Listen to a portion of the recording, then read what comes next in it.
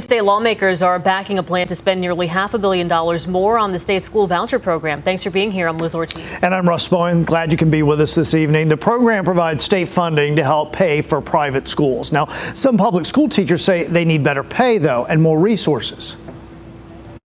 I have friends who have taken out loans for childcare. That is a reality. I have friends that are door dashing because their salary is not competing with what they need right now. The emphasis that we have placed on opportunity scholarships is in giving parents more of a say in their child's education.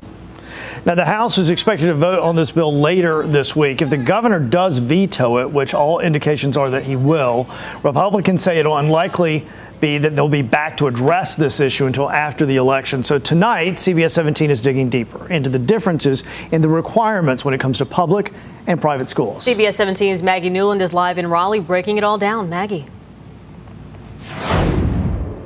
Liz and Russ, while these private schools do receive taxpayer money through the Opportunity Scholarship Program, we found that they are not held to the same standards as North Carolina's public schools.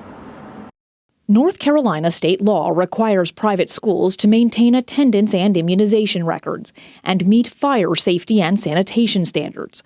But when it comes to what is being taught, North Carolina has among the most limited requirements for schools. Jane Weddick is a retired clinical professor of law at Duke University who spent years researching the Opportunity Scholarship Program. She says while state law requires private schools to operate 9 months out of the year, there is little oversight. There's no requirements that they have to spend a particular amount of time on academics as opposed to other kinds of instruction, athletic, religious, or whatever else. Students receiving voucher money must take a standardized test every year, but there are no requirements for curriculum, subjects taught, or teacher certification.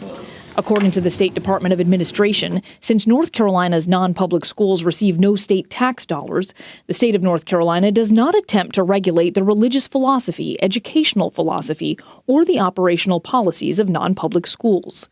But with the Opportunity Scholarship Program, they are receiving taxpayer money.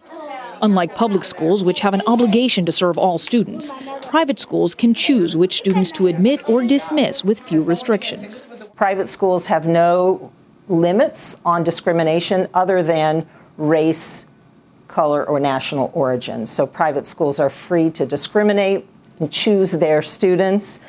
They can discriminate based on academic, behavioral, disability, religion, being gay, anything that they choose, they can have as a requirement or a criteria for admission. CBS 17 examined handbooks and websites from numerous schools. North Raleigh Christian Academy says students can be denied a spot or removed from the school based on atmosphere or conduct in their homes that the school considers immoral, including sex outside of marriage, homosexual or bisexual acts, and gender identity different than birth sex. Mount Zion Christian Academy in Durham says any student who has been pregnant or has caused a pregnancy, full-term abortion, or miscarriage is not eligible for admission. On its application for admission, News Christian Academy in Raleigh requires students to answer whether they read their Bible daily, pray daily, and witness to lost people.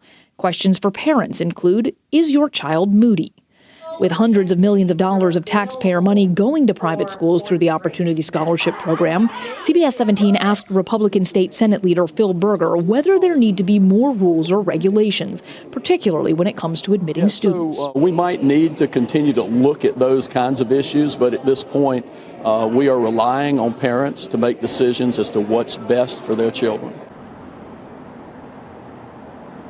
And schools that receive voucher money, they do have to tell the state test scores and graduation rates. There are also rules and regulations they have to follow based on financial accountability. If they fail to follow those, they could lose their eligibility for the Opportunity Scholarship Program. We're live in Raleigh. Maggie Newland, CBS 17 News.